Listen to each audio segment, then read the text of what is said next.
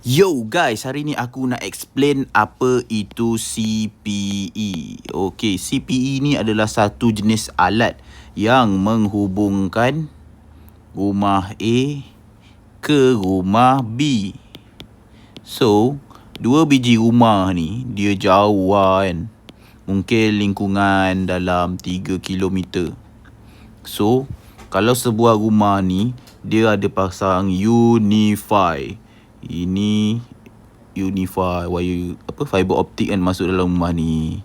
So dalam rumah ni ada Unify. Dalam rumah ni ada Unify.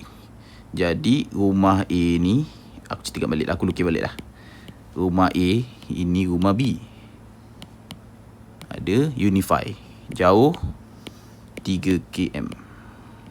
So macam mana nak connectkan ataupun nak bagi daripada Unify rumah A nak bagi ke B. B ni tak ada apa-apa. B ni orang susah, dia tak ada duit nak beli internet. Jadi dia pinjam wifi si A ni. Yang A ni orang kaya, baik pula tu. So dia nak bagi ni macam mana? Dia gunakan CPE. CPE ni adalah sejenis alat yang boleh menghubungkan sejauh 5 km. Dia depend lah pada kualiti barang tu. So bila dia pasang antena macam ni, ini antena transmitter, ini antena receiver. So receiver dia dapat dah sub.